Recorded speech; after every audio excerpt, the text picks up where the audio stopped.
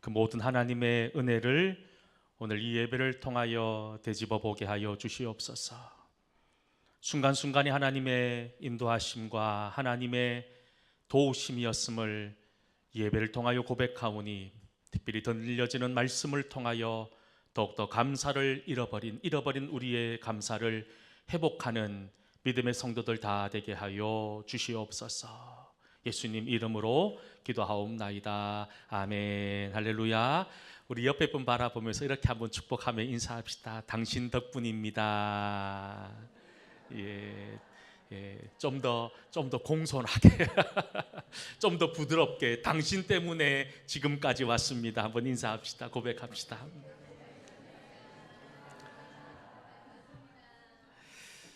우리가 살고 있는 이 시대를 대변해 주는 몇 가지 단어들이 있지요. 내 뜻대로 되지 않는 이 세상의 현실을 바라보며 사람들은 분노합니다. 또 불평합니다. 근심과 조급함, 그리고 스트레스와 같은, 어떻게 보면 이 시대를 대변하는 단어들이 거의 대부분 다 부정적인 단어들이라는 사실이 참 우리를 아프게 하는 것 같아요. 그 중에서도 가장 현대인들이 느끼는 가장 큰 아픔과 어려운 감정이 뭐냐? 바로 공허함, 아니면 부족함이죠. 채워도 채워지지 않는 우리 인생의 공허함. 늘 부족하다고 생각하니 우리 속에 감사가 없는 거예요. 늘 공허하다고 생각하니 늘 불평하고 원망하는 거예요. 사실 인간의 욕심은 끝이 없습니다. 이 세상의 그 어떤 것으로도 인간의 욕심은 채울 수 없지요. 그래서 늘 공허함과 허전함을 가지고 살아갑니다.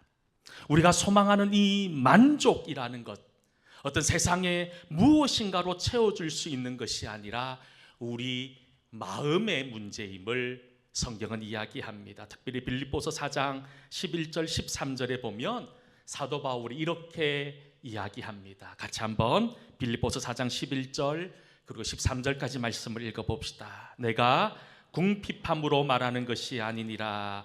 어떠한 형편이든지 나는 자족하기를 배웠노니 나는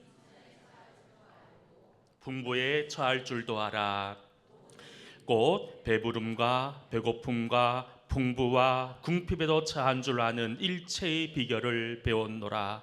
내게 능력 주시는 자 안에서 내가 모든 것을 할 수 있느니라. 아멘. 빌립보서는요, 바울이 복음을 전하다가 억울하게 감옥에 갇혀서 기록한 옥중서신입니다. 얼마나 억울했을까요? 남의 물건을 훔쳐다 줍히다가 잡힌 것도 아니고, 남을 폭행해서 죽을 죄를 지어서 감옥에 잡힌 것이 아니라, 복음 전한다는 이유로 감옥에 갇혀 있는 바울의 입장에서 얼마나 답답하고 얼마나 힘들었을까요? 그런데 바울이 이야기합니다. 나는 자족하기를 배웠다. 그 힘든 고난의 순간, 아픔의 순간에 있으면서도 나는 감사하기를 원한다는 거예요. 우리가 생각하는 조건과는 상관없는 감사의 이유를 바울은 고백하고 있더라는 거예요. 사랑하는 성도 여러분, 오늘 우리가 함께 예배드리는 이 시간, 지금 여러분들의 감사의 이유는 무엇인지를 다시 한 번 더 깊이 돌아보는 그런 은혜의 시간들이 될 수 있기를 간절히 소망합니다. 사람이 나이가 들수록 다들 무덤덤해지고 점점 감동이 사라지는 것 같아요. 젊을 때는 어떻습니까? 별것도 아닌 것에 예민하게 반응할 때도 있었고, 아무것도 아닌 일이었음에도 치열한 싸움의 이유가 되기도 했던 적이 있지 않습니까? 그런데 나이가 들어보니, 또 나이가 드신 분들의 이야기를 들어보니 이렇게 얘기합니다. 좋은 것도 없고 나쁜 것도 없다. 참 우리의 마음을 아프게 하는 말씀인 것 같아요. 문제는 나이가 들어가면서 의미 없는 것, 가치 없는 것에 무덤덤해지는 것은 참 좋은데, 정말 중요한 것, 정말 소중한 것에 대해서 무덤덤해지는 것은 아닌지. 여러분, 교회 앞에 은행 나무들이 쫙 가로수로 심겨져 있습니다. 이제 제법 노릇 색깔이 단풍의 옷을 입고 있습니다. 그 노랗게 변해가는 단풍 이슬을 바라보면서 여러분 어떤 마음으로, 혹여나 오늘 예배당에 오시면서 혹시나 땅만 바라보며 그 아름답게 변해 있는 은행나무 잎을 보지 못한 채 오늘 성전으로 오신 분이 있지는 않습니까? 어릴 적 저는 그랬던 것 같아요. 단풍잎이나 은행잎 주워서 책갈피로 쓰기도 했고, 거기다 촌스럽게 무슨 글자로 좋은 글 적어서 친구에게 코팅해서 선물해 준 적도 있었습니다. 아마 여러분들도 그러셨을 거예요. 그런데 나이가 드니 여러분, 이 모든 것들이 감동으로 다가오는 것이 아니라 그냥 무덤덤하게 다가오고 있지는 않습니까? 여러분, 이것이 어떻게 보면 감동을 잃어버린 채 살고 있는 우리들에게 있어서 큰 아픔과 상처가 아닌지를 다시 한 번 더 고민해 보게 된다는 거예요. 감사의 마음도 그렇습니다. 우리가 처음 하나님을 만났을 때 여러분들은 어떤 마음이셨어요?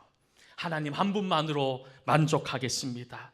작은 것에도 눈물이 날 만큼 감동이 되었고, 모든 것이 은혜였고, 모든 것이 감사의 이유였던 그 처음 믿음의 시간. 그런데 여러분, 한 해 두 해 믿음의 연수가 채워가고, 교회에서는 성도에서 집사로, 집사에서 안수 집사의 권사로, 또 이제 장로로, 목사로, 이제 여러분 오랫동안 다니는 그 직분의 무게는 더해가지만 하나님을 향한 우리의 믿음의 마음들, 감사의 마음들은 점점 무디어 가고 있지는 않습니까? 큰 은혜와 사랑을 입었음에도 하나님의 은혜를 느끼지 못하고 하나님이 주시는 그 사랑의 역사를 고백하지 못한다면 여러분, 우리의 불행이 바로 여기에서부터 시작되는 거예요. 제가 이전에 감옥과 수도원의 차이를 말씀드렸잖아요.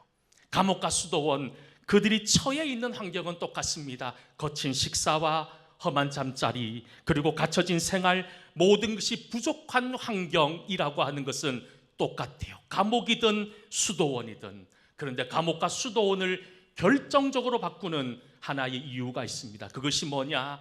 감사라는 거예요. 수도원에 있는 분들은 거친 식사와 불편한 잠자리, 그리고 갇혀있는 생활 속에서도 하나님을 향한 감사의 마음으로 그곳을 천국으로 만들어 가는 사람들이었습니다. 하지만 감옥에 갇힌 사람들은 어떻습니까? 불평하고 원망하고 내가 이 감옥에서 나가면 복수하겠다는 마음으로 가득 찬 사람들이 모여있는 지옥 같은 곳이 감옥 아닙니까? 우리는 오늘 1년 동안 우리를 지켜주시고 우리에게 베풀어 주신 그 크신 하나님의 은혜를 기억하며 추수감사의 예배로 한자리에 모였습니다. 여러분들 올 한 해 여러분들의 인생은 어떻습니까? 정말로 하나님의 은혜 앞에 가슴 떨렸던 적이 있으십니까? 하나님이 나와 함께 하신다는 그 사실만 놓고 감사했던 감사의 눈물을 흘리신 적은 있으십니까? 비록 내가 원하고 내가 뜻하는 것은 이루어지지 않았음에도 하나님의 만져주심으로 하나님의 인도하심을 기대하며 살아갔던 시간이었습니까? 아니면 내 뜻대로 되지 않는 현실을 바라보며 좌절하고 불평하고 원망하며 살았습니까? 하나님께서 한없이 내려주시는 은혜가 있음에도 아무런 감동도 아무런 느낌도 없이 아무런 소망도 기대도 없이 근근히 살아갔던 시간들이 아니었습니까? 오늘 추수감사 예배를 드리는 사랑하는 성도 여러분, 혹여나 여러분들 속에 잃어버린 감사가 있다면 그 모든 것들을 회복하시고, 또 당연하게 생각했던 것들이 있다면 당연함을 넘어서 그 속에서의 하나님의 만져주심과 하나님의 은혜를 고백하는 우리 모든 성도들 다 될 수 있기를 주의 이름으로 간절히 축원합니다. 성경에 등장하는 다윗은 어떤 사람입니까? 하나님께서 내 마음에 합한 자라는 소리를 들을 만큼 하나님의 마음을 기쁘게 했던 사람이 다윗이었어요. 우리가 함께 읽은 시편 100편의 말씀은 다윗의 감사의 시편으로 가장 유명한 말씀 가운데 하나입니다. 1절부터 5절까지 밖에 되지 않은 그 짧은 시편 속에 바울 그 하나님을 향한 감사의 마음들이 끄덕끄덕 담겨져 있음을 우리는 알 수 있지요. 우리가 시간이 좀 가더라도 1절부터 5절까지 말씀을 다시 한 번 더 처음부터 끝까지 함께 읽어보도록 하겠습니다. 함께 읽어보겠습니다. 온 땅이여 여호와께 즐거운 찬송을 부를지어다. 그의 앞에 나아갈지어다. 우리 하나님이신 줄 너희는 알지어다. 그는 우리를 지으시니요 우리는 그의 것이니 그의 백성이요 그의 기르시는 양이로다. 감사함으로 그의 문에 들어가며 찬송함으로 그의 궁정에 들어가서 그에게 감사하며 그의 이름을 송축할지어다. 선하시니 그의 인자심이 영원하고 그의 성실하심이 대대에 이르리로다. 아멘. 여러분, 사실 그렇게 길지 않은 이 고백이지만 이 고백 속에 우리가 하나님의 은혜를 어떻게 고백해야 되는지를 다윗은 우리에게 참 잘 말씀하고 있습니다. 특별히 우리가 함께 읽은 이 5절 밖에 되지 않은 짧은 말씀에 명령형의 동사가 무려 8개나 나오고 있다는 거예요. 그 8개가 뭔 줄 아세요? 부를지어다, 섬길지어다, 노래할지어다, 나아갈지어다, 알지어다, 들을지어다, 찬송할지어다, 송축할지어다. 8가지의 방법을 가지고 베풀어 주신 하나님의 은혜를 감사하고 있다는 거예요. 감사는요, 명사가 아닙니다. 동사입니다. 살아 움직이는 역동적인 단어가 감사입니다. 감사에 한자가 있습니다. 여러분, 저는 한자 시대가 아니라서 이 한자를 잘 모르는데 감사의 한자는 이렇습니다. 한번 영상으로 보시겠어요? 느낄 감자와 살해할 사자. 느낌을 받았다면 그 다음에 살해할 사라는 거예요. 특별히 이 사자라고 하는 말의 의미를 보면 말씀 언변에 솔 사자를 쓰고 있습니다. 결국 무슨 말씀입니까? 감사는 마치 총을 쏘는 것처럼, 활을 쏘는 것처럼 쏘을 때, 그것을 드러내고 표현할 때 온전해진다라고 하는 의미가 한자의 감사의 뜻이라는 거예요. 그런데 재미나게도 히브리어에서 말하는 감사의 뜻도 비슷하고 동일하다는 거예요. 히브리어로 감사는 토다라고 하는 단어를 쓰고 있는데 이 토다라고 하는 단어의 뜻에는 어떤 의미가 담겨져 있냐면 던진다라는 거예요. 고백한다는 거예요. 감사는 마음으로만 가지는 게 아니에요. 누군가로부터 받은 은혜를 내 마음속으로 감사하구나, 그것으로 끝나는 것이 아니라 그것을 드러내고 그것을 쏘을 줄 아는 사람, 그것이 바로 진정한 감사를 실천하는 사람이라고 성경은, 그리고 동양의 한자는 우리에게 말하고 있다는 거예요. 결국 오늘 말씀은 우리를 향해서 지금까지 베풀어 주신 그 하나님의 사랑과 은혜를 그저 머릿속으로만 가지고 있지 말고 우리의 삶을 통하여 드러낼 것을 말씀하고 있더라는 거예요. 두 아이들을 키우면서 맞벌이로 힘들게 살던 어떤 여집사님이 계셨어요. 저에게 그런 말씀을 하시더라고요. 퇴근 시간에 이제 집으로 가기 위해서 이제 버스를 타고 1시간 동안 이렇게 집으로 가는 버스를 타야 된다는 거예요. 그런데 어느 날, 그날은 너무너무 힘들어서 버스를 타기 전에 이렇게 기도했답니다. 하나님, 제발 1시간이지만 좀 편안하게 앉아서 갈 수 있게 해주세요. 근데 그 만원 버스에 자리를 차지한다는 것은 쉬운 일이 아니었지요. 그런데 그렇게 기도하고 버스를 타니 너무 감사하게도 바로 한 사람이 내리면서 그 자리가 비는 거예요. 냉큼 감사하며 그 자리에 앉은 거예요. 그렇게 편안한 마음으로 버스를 타고 집으로 갑니다. 한 2-3 정거장 지났는데 어떤 한 할머니가 지팡이를 짚고 버스를 오르는 거예요. 마음속에 갈등이 생깁니다. 그저 눈 감고 자는 척 할까? 모른 척 할까? 다른 사람이 양보해 주기를 기다려 볼까? 여러 가지 마음들이 들었지만 그러지 못하고 벌써 자리에서 일어나며 할머니에게 그 자리를 양보한 거예요. 마음속에 고민이 많았다 그래요. 피곤해서 너무너무 힘들어서 그냥 편안하게 앉아가고 싶었는데 그 자신의 평안함을 포기한 채 그 할머니에게 자리를 양보한 거예요. 그런데 그 할머니로부터 그 젊은 여집사님이 충격적인 이야기를 듣습니다. 타는 그 자리를 양보받은 할머니가 하는 말이 뭐냐 하면, 어른이 탔는데 말이야, 빨리 안 비키고 요즘 젊은 것들은 다 이래, 여러분 이렇게 얘기를 하더라는 거예요. 그러니 마음속에 양보 잘했다는 마음보다는 괜히 양보했다는 마음이 막 밀려들기 시작하는 거예요. 그러면서 드는 생각이 뭐냐 하면, 내가 피곤해 죽겠는데, 내가 그저 모른 척하고 자리에 앉아서 편안하게 갈 수 있었는데, 내가 이 자리까지 양보하면서 나의 편안함을 양보하면서 내어준 자리인데, 그러면 여러분 우리가 생각하는 소리는 어떤 소리일까요? 아이고 젊은이 고맙네, 내가 그대 때문에 편안하게 갈 수 있어서 너무 고맙습니다, 너무 감사합니다, 이 얘기가 돌아와야 된다는 거지요. 여러분 그렇습니다. 우리가 흔히 감사합니다라고 하는 이 말의 의미가 여러분 어떤 의미인 줄 아십니까? 이 감사라는 의미는요, 누군가의 헌신과 수고와 누군가의 내려놓음이 있었던 그것으로 인해서 우리가 감사할 수 있는 거예요.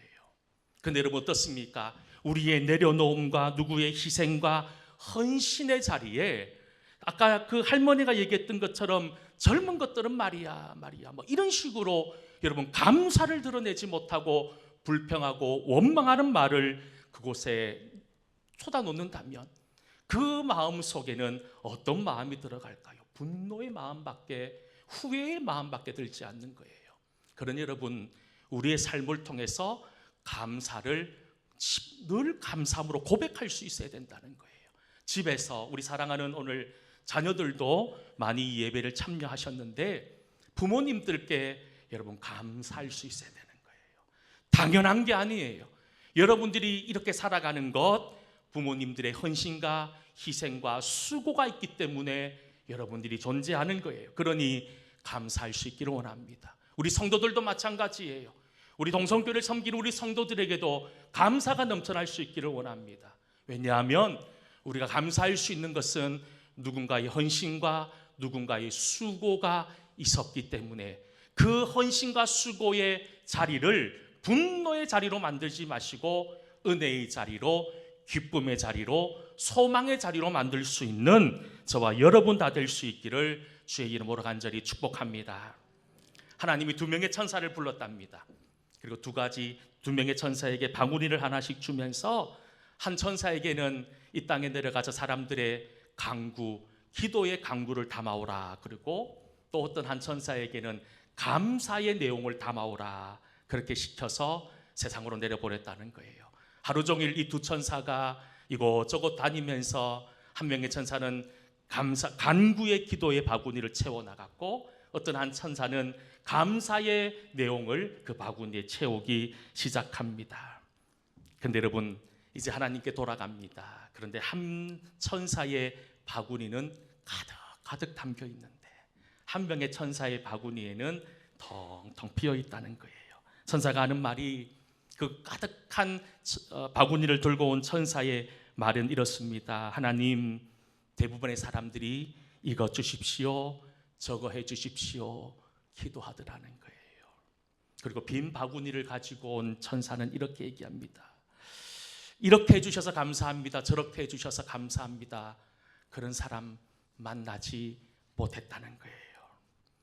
지금 여러분들의 기도의 바구니에는 뭐가 담겨 있습니까? 물론 우리의 필요와 우리의 소원을 가지고 하나님께 간구하는 그런 간구의 기도도 중요하지만 지금까지 베풀어 주신 하나님의 은혜에 대한 감사의 기도가 우리에게 넘쳐야 되지 않을까요? 사실 올 한 해를 살면서 내 뜻대로 되지 않는 인생의 문제와 어려움들 앞에서 여러분들 시련 가운데 눈물 흘리며 살았던 시간들이 왜 없었겠습니까? 하지만 그 시련과 어려움 이면에 있는 하나님의 인도하심을 우리가 소망할 수 있다면 우리는 감사할 수 있는 거예요. 여러분, 여러분 어떻게 감사하며 살고 있습니까? 오늘 다윗왕은 우리에게 우리가 하나님을 믿는 하나님의 자녀이기에 먼저 감사할 것을 말하고 있습니다. 다윗은 살아오면서 도저히 감당할 수 없을 만큼 인생의 큰 어려움과 아픔을 경험했던 사람이었습니다. 하지만 그가 흔들리지 않았던 이유는 하나님께서 나를 인도해 주시고 나를 가장 좋은 곳으로 이끌어 주실 것이라고 하는 믿음이 있었기 때문인 거예요. 여러분 지금 인생의 어려움 속에 있으신 분이 있습니까? 내 뜻대로 되지 않는 인생의 공고함 속에 있는 분들이 있습니까? 이것으로 끝나는 게 아니라는 거예요. 우리는 하나님의 자녀입니다. 하나님의 백성입니다. 그렇다면 하나님께서 우리에게 가장 좋은 것으로, 하나님께서 우리에게 최고의 것으로 인도해 주실 것이라고 하는 분명한 믿음이 우리에게 있다면 우리가 불평과 원망이 아니라 감사할 수 있는 거예요. 여러분 현실을 보지 않고 미래를 볼 수 있을 때 우리는 감사할 수 있는 겁니다.